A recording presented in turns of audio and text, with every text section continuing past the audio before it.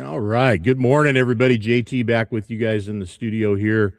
Studio 10-4 live, the morning drive. And it is Wednesday, March 18th. Just, wow, literally a handful of days away from being in Louisville. In fact, this time next week, I will be in Louisville. You guys will be out here on the West Coast at 9 a.m. watching me live stream from the Paul K. Young Truck Beauty Championship lot. And we'll be doing our introductory streams and talking about what we're going to be seeing next week and who and all of our sponsors that are helping us to get those live streams out to you guys. If anybody out there is watching right now and you have a product, a brand, a service, some kind of type of thing that you are relying on as your income and what it is that you do and supporting you and your family, you need to get the word out. Love to have you on board as a sponsor for Studio 10-4 Live, the live streams during the show next week. And that'll be the show actually is Wednesday, Thursday, Friday, Saturday. We're on the ground on Wednesday doing a kind of pre-show thing and sharing with everybody what's going on out there, like I said. And we have our co-host, Brandon Carpenter, is actually sponsoring that day. So brought to you by Carpenter Custom Trucks. And that'll be all day on Wednesday. And then Thursday and Friday and Saturday, all day long, with the light show on Thursday night. Now, depending on what we incur with conditions outside, we may do like last year, and I streamed actually Wednesday and Thursday night, but the actual light show is Thursday night. So we'll show a little tease probably on Wednesday night, but the main light show will be Thursday night. So our guy Matt is back in the studio, and I'm gonna bring Matt in right now, even though we don't have our co-host, Mr. Brandon Carpenter. Did you get Yeah, him I on the tried phone? calling him. Yeah, I tried calling him. I can try again here, but He's under a truck, maybe somewhere. yeah, something must have happened because, like I said, I talked to him yesterday, and he was planning on being here. So Yeah, me too. So that's it. We'll just have to fire his ass, I think, and make him beg for it back. But he yeah, definitely needs to get it together and be here. So anyway, Brandon, hope you're all right, buddy. I got a feeling he is. He's like I said, he's under a truck somewhere. Wake up out there. How you been, man? good. Good to have you back. Yeah, we just we went to Andersonville, Georgia, Thursday.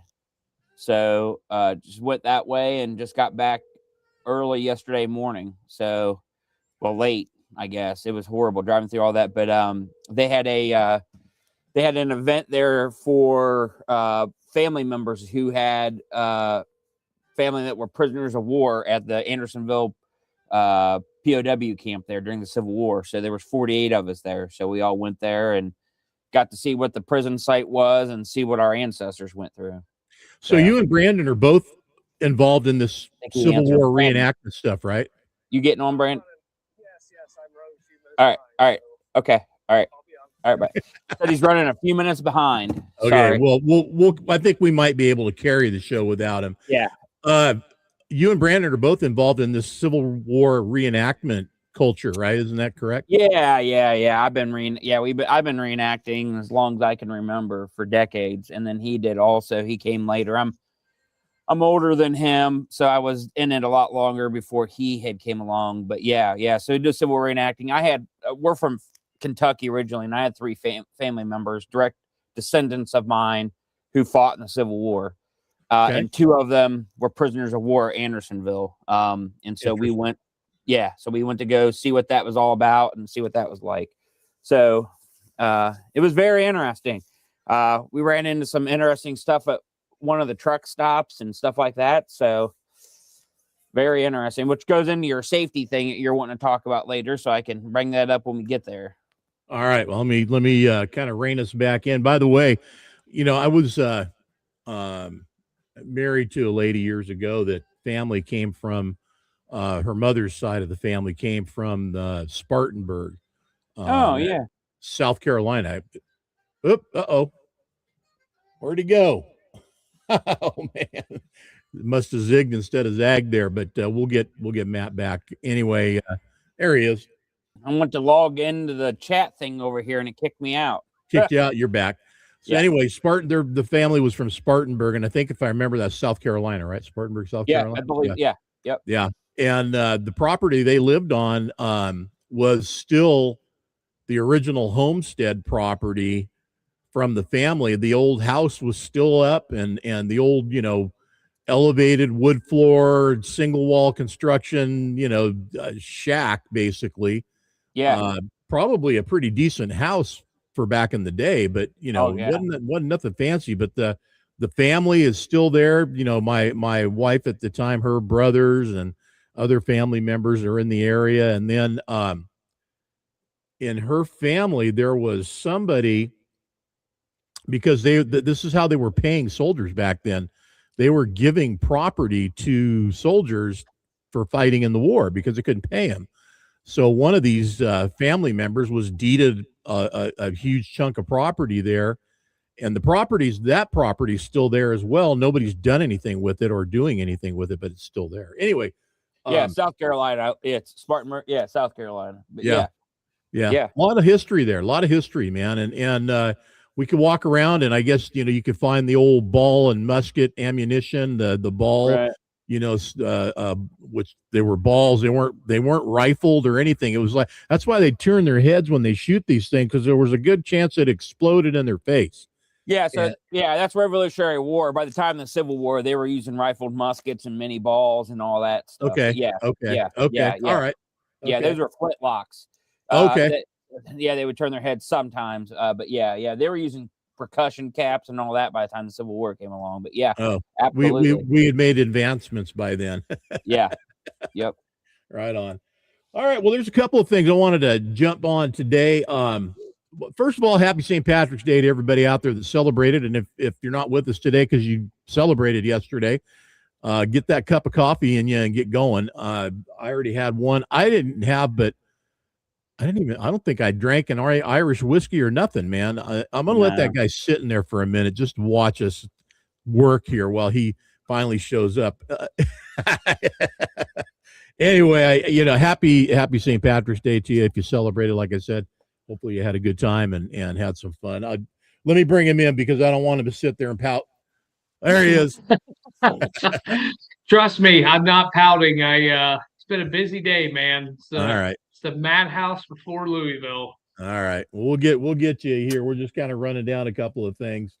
I saw a lot of friends that did celebrate, sharing it online, and of course a good friend of ours that I used to work with a lot down in Folsom. They finally opened up their brewery, and they were celebrating in big fashion yesterday there in historic Folsom with Uncle Charlie's Firehouse Brew.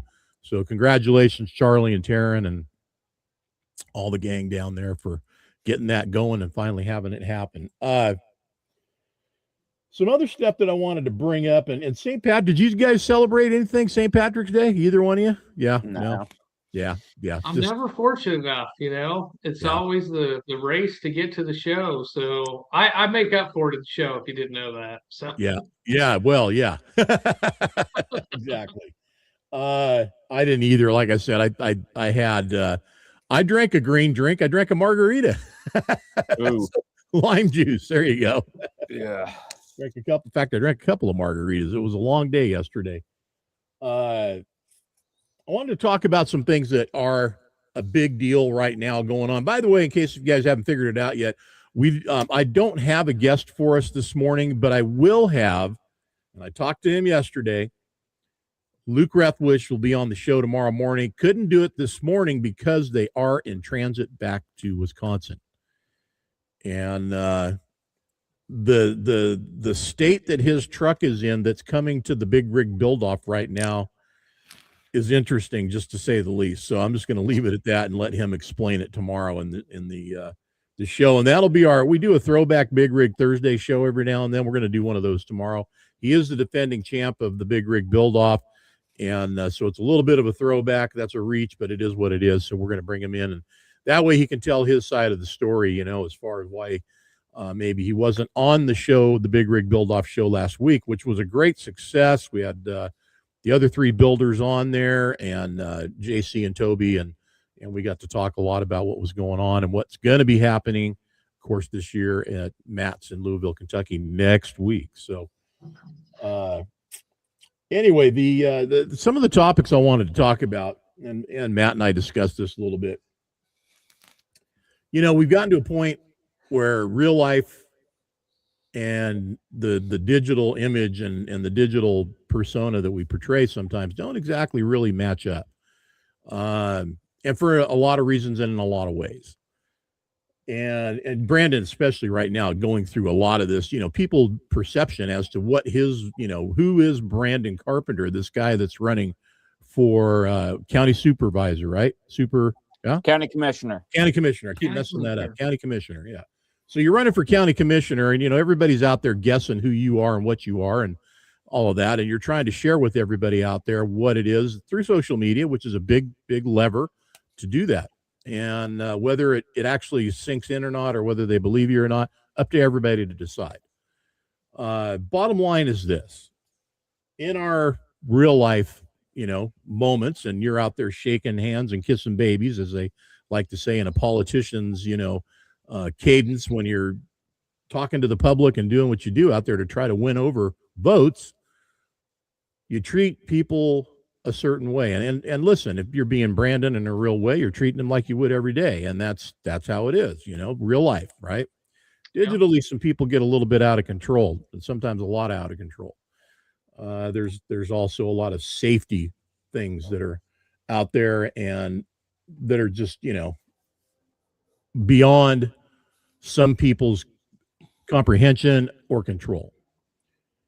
I see a lot of stuff, and this keeps coming up, and I'm going to talk about it here, and we can discuss it, but I'm going to bring it up again. And I know some maybe, you know, beating a dead horse. No, it's not. It may be if you've taken the necessary steps to fix it, but if you haven't, here's what's going on. So you have a personal profile on whatever social media channel you use.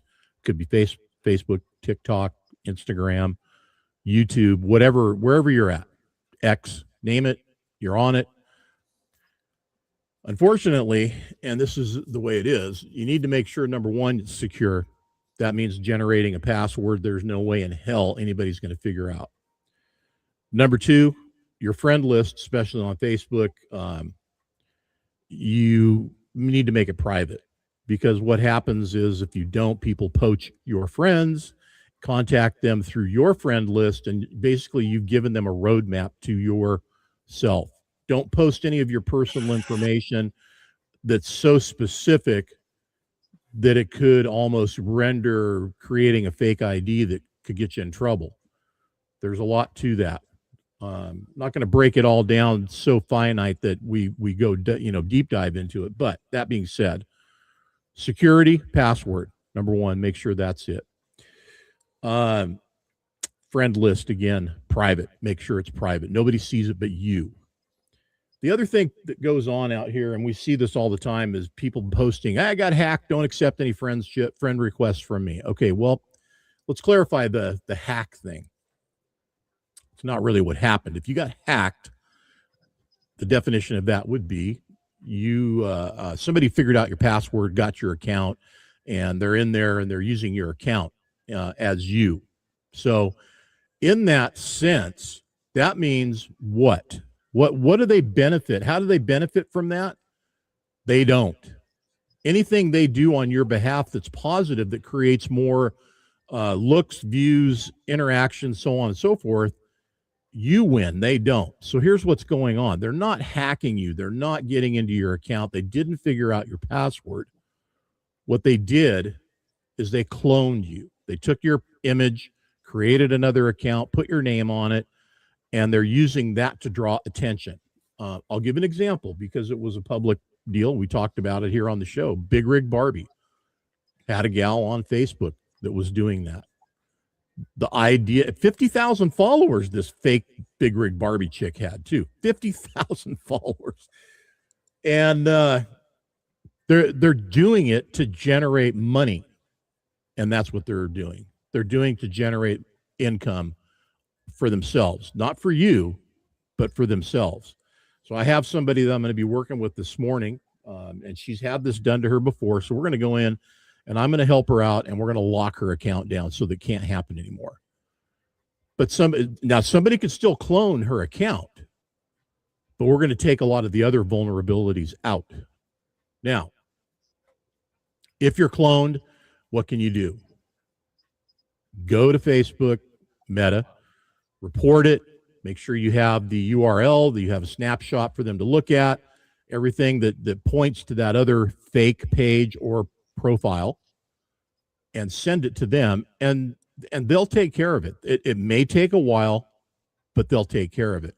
And you can also have people that have been sent friend requests by this fake person or entity or whatever it is, report it as well. The more the merrier, and that way it kind of, drives the point home, so to speak. So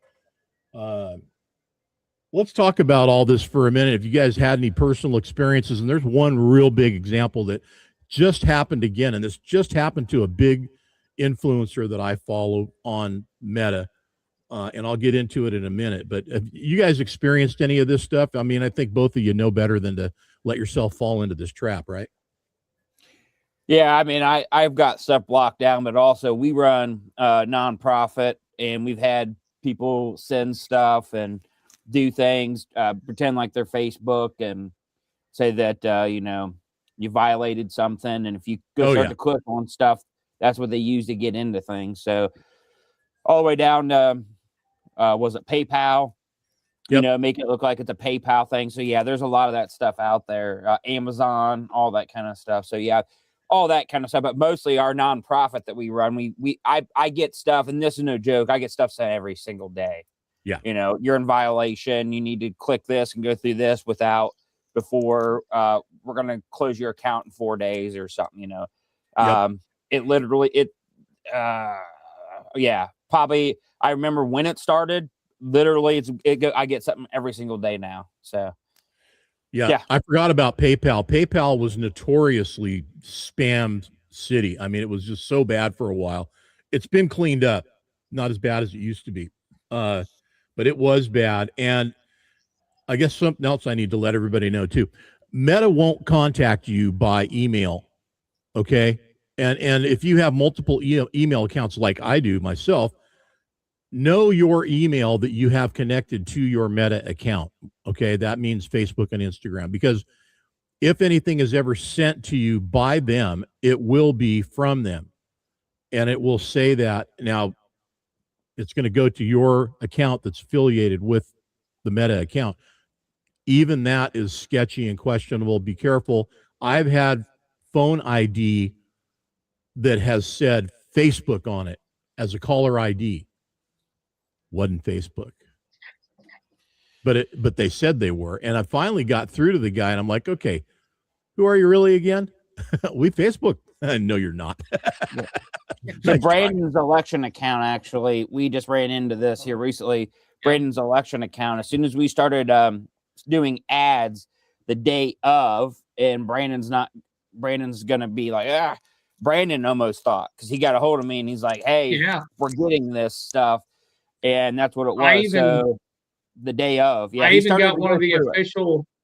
I even got one of the official messages, that it looked very, very official, and I called Matt right away and was like, hey, what, because he's got access to that account too. And I said, is there something going on? Like, is there something with running these ads? And I don't know, because I never had ran ads before. And it was almost probably within the first 3 hours of us running our first ad, we got that communication that looked very official, and I think one of the problems that people run into is, when Meta started, if you remember during COVID, remember all the censoring they were doing. Oh, yeah. And they were shutting people's profiles down. There was so much stuff happening, and I think people got gun shy around that time, that it just became so easy to upset them by posting certain things or whatever, that now people, when they receive those communications, they think it's official. It does look real. Yeah, like, again, I'm going to go back to the email versus the real contact connect that Meta makes. Meta makes contact to you through Meta, through your account. You have to know how to get there. You have to know where to go to submit any kind of issues that you may be having, whether you need technical help or you have a problem, a bug, or you've been cloned, or whatever security kind of thing, terms of service, so on and so forth. All of that stuff gets done through the app itself. They will communicate and contact you that way, not through email. All too often you get these emails, and I get them all the time, and it says, Meta, Menlo Park, one Facebook place, and blah, blah, blah. Anyway, it's all fake. Yeah, it's all fake. Oh, Blake. Yeah, hang on a second, man. There you go. How about that? Is that what you guys are looking for? You want the comments up? Yeah. There we go. Safety is everything, and that's why they try to keep it all within the app, and that's how Meta plays. Trust me, there's so much more to all of this, and other things that are not related to what we're discussing on the safety side of things, as to how they want you to never leave their platform. And they built it essentially now to keep you there and penalize you if you leave. It's you have to know how to navigate it. Have you watched any of the congressional hearings on Facebook and Meta? As far as there's several people that are realizing that they basically made the platform addicting for obviously for reasons. Yeah. And people are starting to recognize that, and certain politicians are realizing that they've marketed this to children, and they've made it an addicting platform to try to captivate that audience and keep them there. Yep. And there's some real issues that come along with that. And I think we're starting to recognize that now as a society, that, some of these platforms have really become addicting in certain ways, and they've created it that way to be that way. Well, what's that saying? FOMO. Fear of missing out, in case you don't know that one, but FOMO is a big deal. It's real. People are, and I know plenty of adults that literally, no matter where they're at, they get where they're going, and as soon as they're there, it's phone in hand, device in hand, and face buried in the screen, and they're not even taking a moment to be a part of what's going on in front of them, and that kind of goes along with what I'm also going to bring up in this conversation, and that's how do you act in real life versus your digital life? Do you talk to people the same way? I mean, do you have any respect for anybody online when you're talking to them, knowing that all you have to do is click them, turn them off, and walk away? Or is that how you are in real life? And I've seen that in real life from some people, so I'm going to say it does happen. But the reality is if we, treat people the way we want to be treated and would in real life, we wouldn't be doing some of the crap we're doing online, probably, that we do and try to get away with. And I've had some individuals I've finally had to block, and it's unfortunate, but it is what it is, and that's because they've lost their mind over stuff. And believe me, we have to have the ability to agree to disagree sometimes, and that should be okay. But that seems to have been forgotten and left behind, and it gets heated in the political field big time.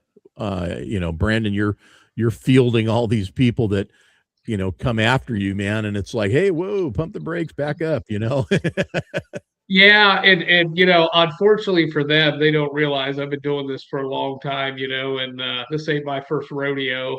And it's definitely theirs, I can tell you that much, because they definitely have not learned how to use social media, unfortunately for them. And it's been quite interesting in the political realm that a lot of these old school politicians, they realize the need for social media, but then they don't understand how to use it, and it seems to anger them from what I gather.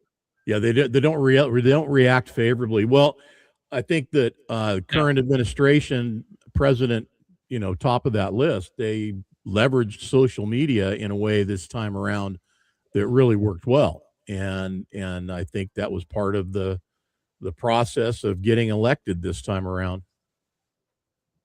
There's some Yeah. new legislation out on some of that stuff, actually. They've got new legislation out protecting the First Amendment and things that you say online. There's an anti-slap law that it's actually called. And I won't jump through it unless you're ready to that, John, but that came out because I've been watching a local. Yeah, go for it. thing Bring it here up. recently. We were talking about this before the show went on, but go ahead, Matt. Yeah. If you guys aren't familiar, Brandon is, we talked a little bit about it. There's a case going on here in Ohio, but it's all over the place. Get on YouTube, type it in. Afro Man, a singer, it's quite well known for Colt 45 and something about I didn't clean my room because I got high or something like that. He's got all these different songs. He actually lives in Ohio now. Yeah, he actually lives in Ohio. He lives in a little folks in the joint turn brown. Yeah, he lives in a small podunk county in southern Ohio. A couple years ago, they had some informant. Without going way into it, told them that he was selling all these drugs and he had people. He was holding people hostage, or not hostage, but was trafficking them and all this stuff. So they raided his house. They busted down his door. He has a security camera. They went in. They cut his security camera. All these things. Went through, seized the money, all this stuff. Turned around, decided back up for a second. This all was generated from the police seeing this guy online representing himself this way, or word got out through the community this guy was doing this stuff. So an informant, and so we're from that area down there. This informant told him this stuff. It was not credible. It was not good information. That's why I didn't want to go into details. They jumped on this in a huge. They got the information that the same day, turned around, turned it, didn't do any background checking into it, got the warrant. They went in, they busted down his gate, busted down his front door, cut off his security cameras, and went through, took some money, took a little bit of weed, some different things. Make a very long story short, he turned around, took the security camera footage, took their own body cam footage, and started making his own music videos. There's one called Will You Fix My Gate? Will You Fix My Front Door? One there was lemon pound cake in his kitchen, and one of the cops was staring at it. So he's got a song out called Lemon Pound Cake. If you look it up, it's huge. It's all over the place. He was selling merchandise, doing all this stuff. And so it got to the point where the sheriff's deputies, I think there was 5 or 6 or 7 of them, felt that they were being wrongfully accused or in the negative light. So they're in a suit right now. They sued him for the duress. And so it's been online right now. There's people watching it. There's all these court people going through it. And basically they're upset because he put them on music videos. And if you go look it up, go watch Lemon Pound Cake and Will You Fix My Front Door? Will you fix my gate? I mean, stuff like that. And a lot of it was to fix his stuff. But the reason why it really got big is they had an evidence bag saying that they took $4,000 from his house. He took the news there when they decided they weren't going to file any charges because it was all false. He had nothing going on. He shows up at the sheriff's department to get his money, and it was $400 short.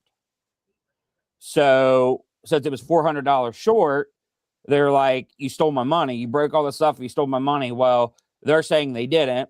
So that was a huge deal because they had a sealed evidence bag, $400 short. They didn't have, ended up not having a reason to raid his house, all that. So that's what turned into this thing. That's why he was so upset. Sure. They're trying to say they miscounted it. And so they're going through all the stuff. Like they didn't follow procedures. They didn't, it's just all over the place. And I think it's turned into a giant shit show is what we're going to call it. That's what it is. It is. And like I said, now, they're going back to the First Amendment thing. This guy he's a singer. He's a rapper. That's what they're trying to say. It's no different. I'll use Trump. Look at all the stuff you see, or Saturday Night Live, or, we could sit here right now and say, screw whatever politician or whatever. And that's what's going on. And he's basically saying that. He's saying screw the sheriff's office, and they're suing him for it.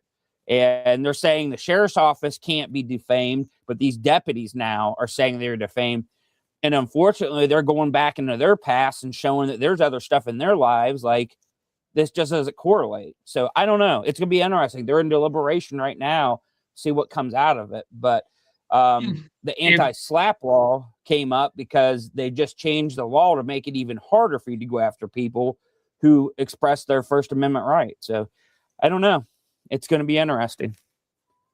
If you haven't tuned into it, take the time and do so, because trust me, Matt and me kind of talked about it before the trial got underway, because I wasn't aware of what was going on. And I've actually spent some time in the evenings, whenever the little bit of time I do have, laying there watching the court hearings. And they are just as comical as the songs are. So definitely take the time, sit down and watch the court hearings, because you just can't make this up. I mean, it is truly turned into a comedy show. It's pretty interesting. A couple of things that come to mind. First, I want to say howdy to everybody that's tuned in this morning. Ingrid just dropped a good morning to us from Santa Maria. Good morning to you, Ingrid. And what this reminds me of, the tactics that were taken by, and it's Afro Man, is that right? Yeah. Afro Man's his name. Yeah. I'm not kidding you. You guys type it in and start looking. It's everywhere right now. So there was a deal that happened, I don't know, 5 or more years ago. United hates guitars. And I don't know if y'all remember that, but this guy had his guitar checked on a flight. And when he got to the next destination, when he finally, picked up his guitar, it was destroyed. And he got a hold of United, and it turned into a big shit show, and a big, huge video that took off and went crazy. And it's called, I think it was called United Hates Guitars. I'm looking at it. Yeah. It says stock fell 10%. They lost estimated $180 million. Because of claims and issues. Yep. And listen, let me I'm gonna go the other direction here. I have and I bought a new one because I had to, because mine got destroyed. And it was, and here's I've got these big carry-on lockers. Well, they're not carry-on, but it's a lot. You check it in, and it's a gear locker, and United destroyed it, man. And not just one flight, but the first flight and then the final one. And I repaired it myself just to keep it going, but it was toast. And I finally filed a claim, and they bought me a new one. So, I think, they learned their lesson from, hating on guitars and destroying this guy's guitar. But there you go. A power of the press, not a new thing. There's been consumer advocate reporters that have been around for years, and the local news, you guys probably got one where you're at. I know they're still around and out here at different news affiliates. There's that guy who, you call up and say, call Curtis, used to be the guy in Sacramento. Call Curtis and tell him your problems, and he'll go and he'll get in the face of whoever that business is or whatever, and they do what they did. So, real life and the digital experience, certainly mimicked one another there, because there's no holding back. But at the same time, where this dude that reported or told on this guy supposedly to the police, what was his motivation to do that, right? To get this guy looked at and all this crap started. They ought to be looking at that guy, right? Yeah. So without going, not knowing all of it, just as watching this, being from that area and stuff, this person, it wasn't credible. That's where it started, but it's just a folly of events that makes you wonder, like, they took that, and I mean, they just, I don't know.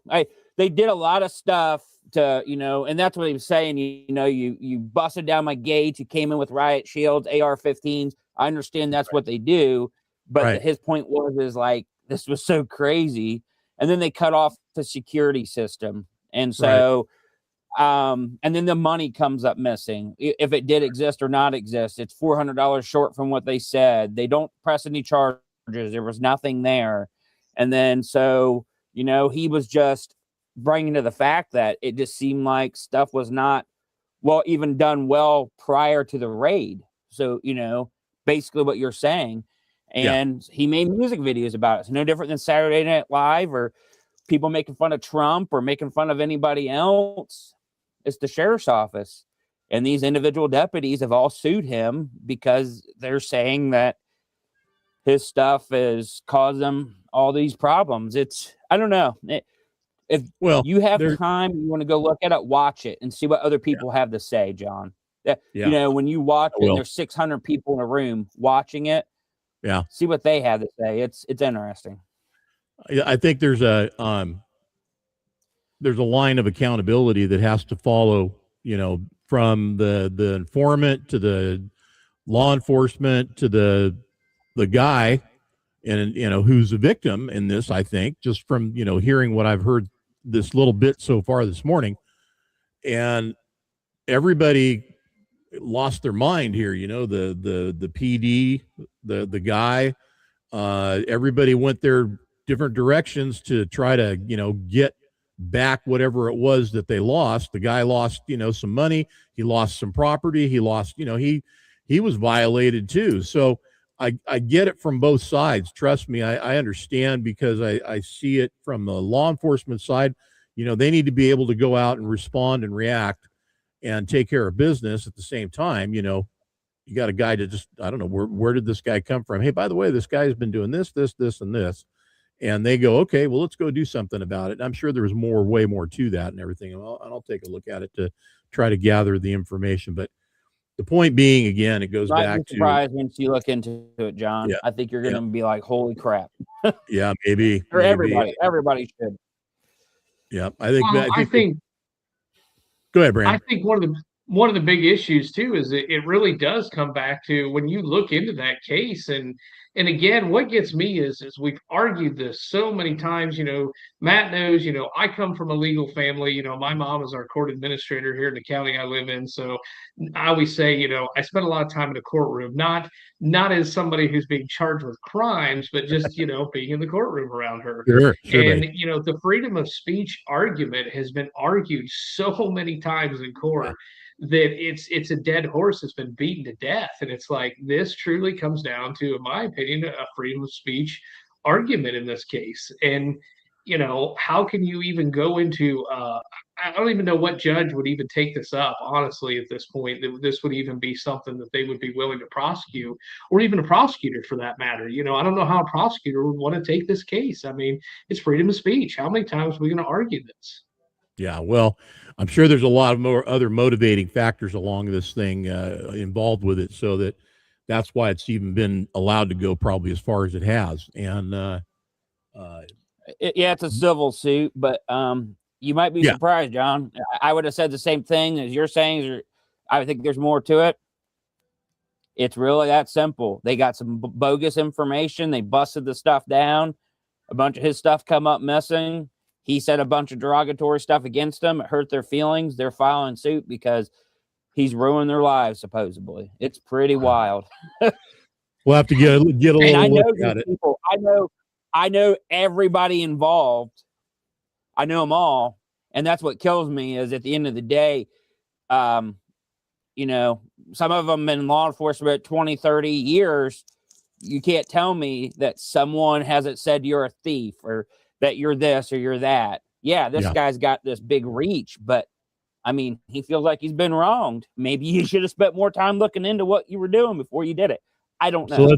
Let's turn this into, you know, the application of the format of our industry and our show. In trucking, you know, you got a guy in a cab of a truck on a CB and he's running down the road, and this happens all the time, man, because it happened when I was trucking. Guys get on there, they start talking smack, and, you know, it turns into this crazy deal. And I wonder how many times people have actually caught that guy on the mic and they end up going to blows because it's like, hey, I'm at mile marker such and such. I'm waiting for you, you SOB. Come on down. I'm going to light you up. I mean, there's so many crazy instances where the mad guy on the mic, and there was a guy in Stockton, California. We used to call him the Stockton Loudmouth. And this guy was just foul. I mean, foul, filthy foul mouth on the radio. And he would just get on there, and this guy had a radio that just, once he keyed it up, it just blew everybody else out. Well, I don't know if anybody ever caught that guy, but point is, are these people, are they liable for something now? I mean, or can they be liable for something now because they've shared their opinion? I think yes, because I mean, liable's always been a thing. When does it become accountable though? When do people become accountable? And that's right where we kind of started this conversation. Do people act the same online and in real life? Well, apparently it can happen either way, right? There's sometimes no filter, no boundaries, I guess. Right. And you always look at it. There's so many people, this day and age that the social media is the new modern CB, if you kind of look at it that way, to a certain extent that, in looking at it from our industry, there's a lot of people and anybody who's been on my social media for a while that I've fallen victim to, aligning myself with certain people in this industry who, get there online and they really talk the talk, but at the end of the day, they don't walk the walk to back it up. Yeah. And who they are on social media seems like, man, this person's really got it going on in our industry. They really have experienced it. They're a part of it. They know what's going on. And then whenever you actually meet these people and go do things with them, it's the polar opposite of that. It really is the modern CB in a lot of ways. Yeah. Well, and I encourage everybody out there to share and use this, be the example, man. Get that radio fired up and get it going again out there, guys, because there's a lot of bad stuff that's happening that could be avoided from a safety perspective, especially with your fellow drivers out there. And I know, people say, I don't want to hear that stuff no more because it's just nothing but garbage out there. But you know what? Rules of the road, man. I mean, used to be that the radio was how we all communicated because there was no way to not hear what was going on. If you were on 19 traveling across the country and you could hear reports on the road, you could hear, all kinds of different information that could be beneficial, especially, I mean, I wonder how many of these, these winter pileups in storms and fog and whatnot happen that could be avoided if the guys had the radios going saying, hey, up ahead, past mile marker such and such is a pileup. Stop, slow down, get off the road. Wind. I mean, I watched a guy posted it from down in Texas this morning of a tractor trailer, man, blew over, car behind it was had a dash cam on and captured the whole thing. That guy should have been off the road. He should have known to get off the road anyway. But there should have been some kind of communication out there. Maybe there was. I don't know. Maybe there was guys saying, hey, if you're out here, get out of here. Don't be on the road right now, until you can, get down it safely because you're going to get blown off the road if you're empty.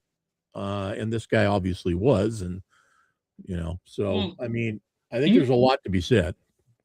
You bring up a really good point too, John, because we just had some super high winds here in the past 2 weeks. We've actually had some really significant windstorms that are kind of out of the normal for this area as far as, all day wind gusts.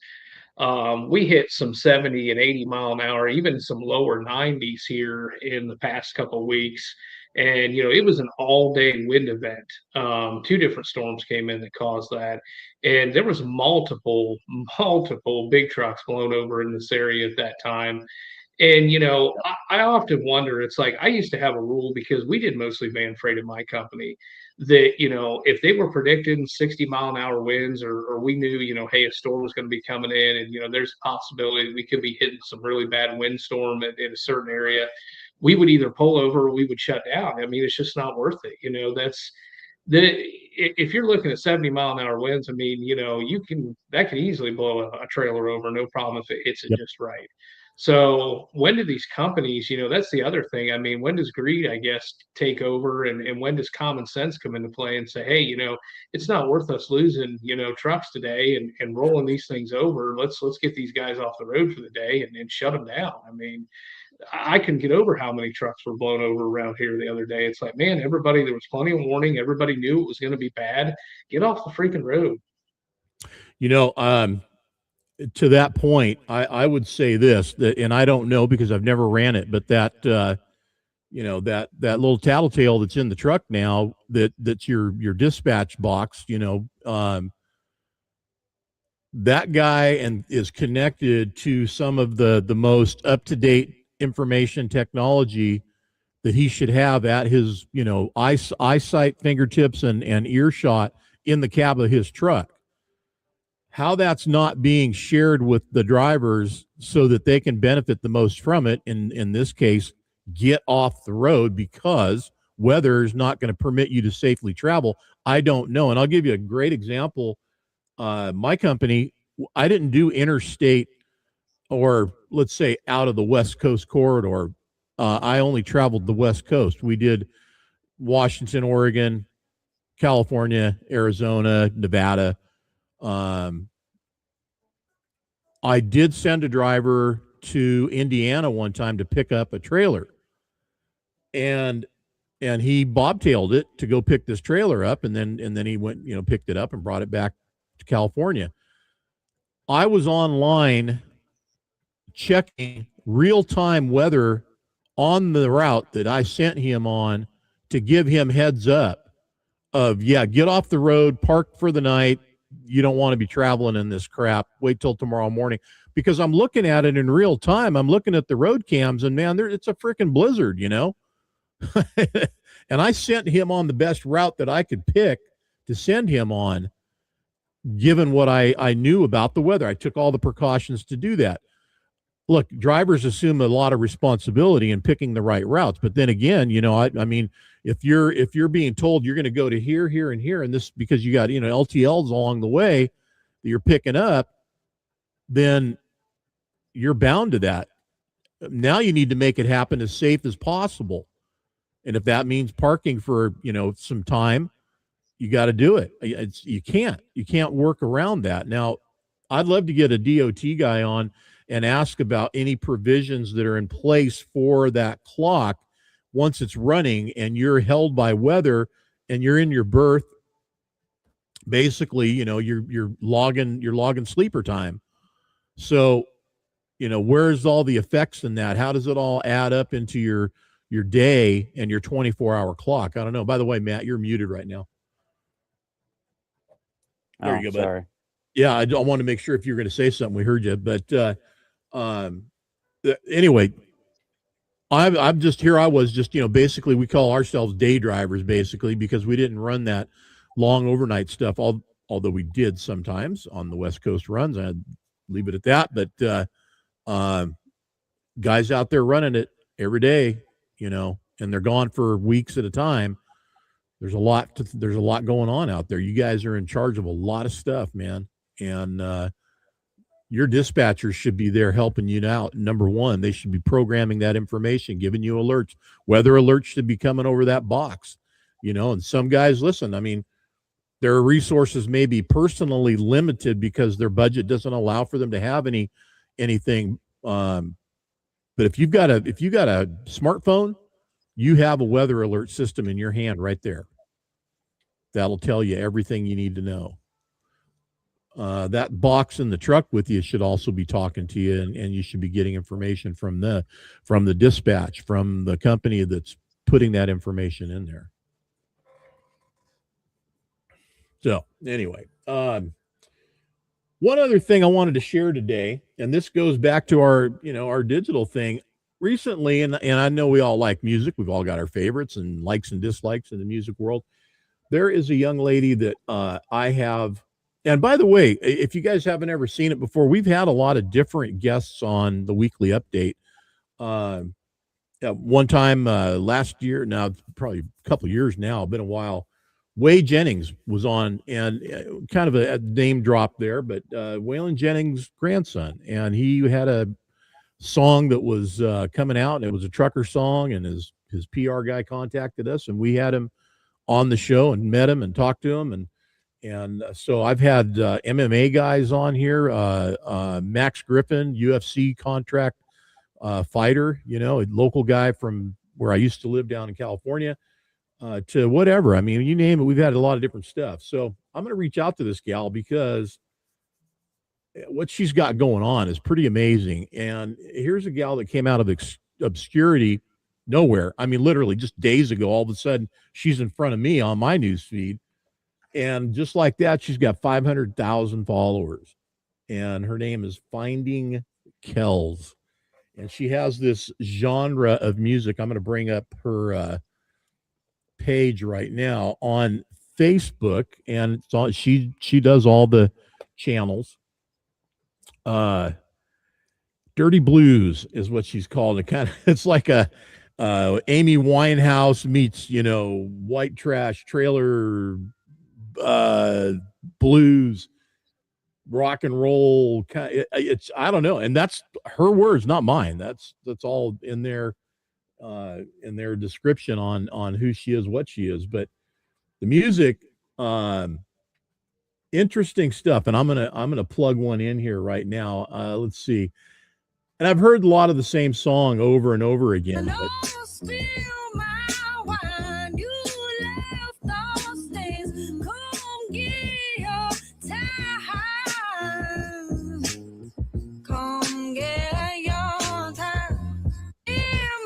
you get the idea. Now that song's in your head and it won't let go, right? Point being is that, again, here's a gal. Here's a gal that just, and here's another one. I'm going to share this one here. Same song, different look.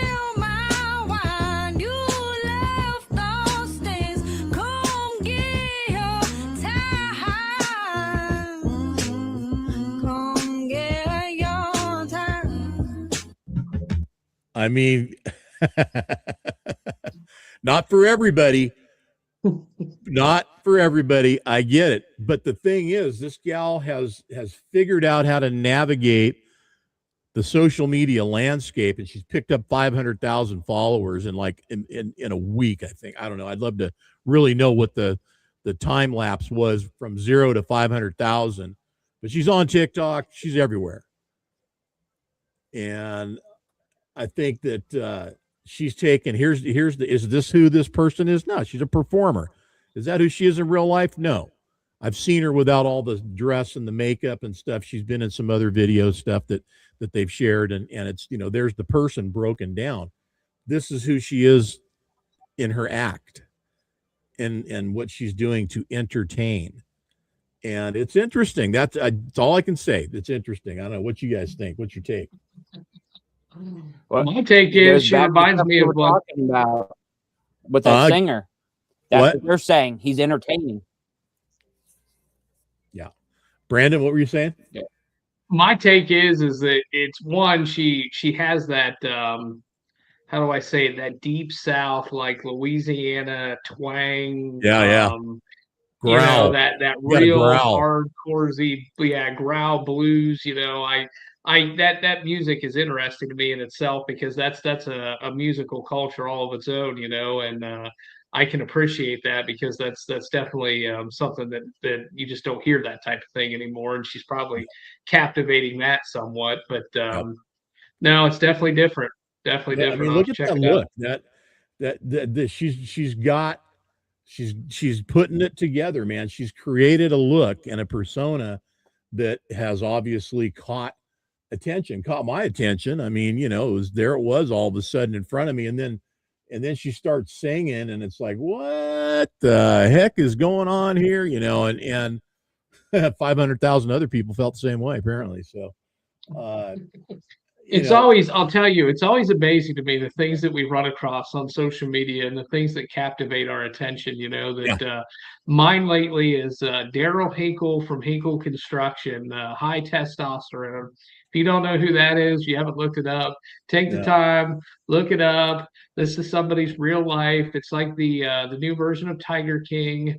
The guy's really something, lives his life every day like this. And he is one of the few people that I would say it's probably not an online act. Like that's kind of how life really is for him. And it's not probably for most people, but I can't help but be captivated by, you know, that's how somebody lives their life. I'm looking him up right here. I'm not I don't know which, there's a few of them that popped up, so I don't know which one. Yeah, he's had quite a few, but I think he's on the high testosterone or something like that now, and he's quite the character. If you take the time to look at it, I think you'll be quite shocked. Construction, is that who? Yes, Hinkle Construction, yes, and you can't make it up, man. It's like Tiger King, you know, that's somebody's life, like they're living it. You know? Yeah, well, that guy, Tiger King, that's an interesting guy, man. He's in prison and never will be. He'll be there forever. He was trying to get Trump to pardon him, and that didn't happen. Did not happen, man. But anyway, there's a lot of stuff that's going on out there, guys. And in our world, whether you're, you know, passing the time and you're cruising social media channels, whatever you're doing out there, be safe about what you're doing. You got to be safe driving. You got to be safe navigating both roads, social media and the road you travel on to get point A to point B with your truck. If you guys need help out there, I'm going to be creating some short reels that'll hopefully be available for people. If you're a friend of mine on Facebook personally, I'm going to be posting them there, as well as Immediate Media, which is my social media administrative services that I offer. And I hope to help some people out. So I have somebody that's waiting for me right now I'm going to talk to. She's had this issue. Now, this is not by the way, this is not the safety issues of social media, digital media world out there are not locked into elderly people that just don't get it. There's other people in all ages that have made mistakes. That happens, and that's part of the problem. They've made mistakes, and they've been hurt because of it, whether financially or otherwise. Personally, let's face it. There's bad things that can happen. Got to be safe. Next week we'll be in Louisville, so look for myself there. I'll start broadcasting Wednesday. We'll be live streaming from the PKY lot, and then you'll have programming all week long. Wednesday brought to you by Carpenter Custom Trucks. How about that? I know that guy. And we'll be hopefully running across you there, buddy, or one way or the other. So look for us on our Facebook page and our YouTube channel. That's where everything's going to be coming from. This afternoon, the weekly update. Studio 10-4 Live will be doing our cover truck feature show. Got Stan Silva Jr. coming into the studio, as well as one of the sponsors of this particular show that we do once a month with as a cover feature anyways show. And that's Evan Stagger. So Evan will be in the show, Evan's Polishing, and we'll be talking about being the sponsor for the show a little bit. And of course, he's going to be at Matt's and what's going on in his world. He's also in this 4-State Trucks digital competition. I think he's out now. I'm not sure, but I thought they eliminated him and it's down to 2 other trucks. I'm not sure about that, but check it out. You vote online. You just put the letter of the picture that he is represented in with his cab over, and you vote for him. So good luck to Evan on that. And you guys, thanks for making it in this morning. What's going on with you, Brandon? What about it, man? You got anything to share before we go? Well, all I can say is I'm not going to sleep much the next few days, so Okay. I will be up for a lot of hours leading up to Matt's at this point. The usual, every year we say we're not going to do it, but here we are. So Yep. have a good day, everybody, and who knows? Maybe I'll see you next week. Maybe I won't. We'll see. We'll see what happens. Matt. Sounds good. I'll catch up with you guys next week. I won't be at Matt's, but I'll be on here. All right. He'll be at Matt's, his house. Yeah, right. Matt. Yeah, My you're name is always at Matt. Matt. Yeah, I'll be at Matt's. All right. Boom. All right. All right, you See ya. guys. Have a good day. Stay busy. Stay safe. Yeah. We'll talk to you soon. All right, everybody. Listen, it's top of the hour. I'm going to close this down. Thanks for tuning in. Hopefully you got some value out of what we were sharing. If you have any further questions, you can contact me. I have no problem sharing any advice or help in this age of things and the way that they are going digitally, and trying to make it safe and profitable for you too, if you're looking to do that. Obviously, that's a big part of what I do, is get people to be successful in their marketing. At 10-4, we have complete strategic marketing plans available that we can put together for you. And if you need an admin, I'm your guy. All right. Talk to you later this afternoon, guys. Till then, JT here in the studio, 10-4 live, the morning drive. I'm out.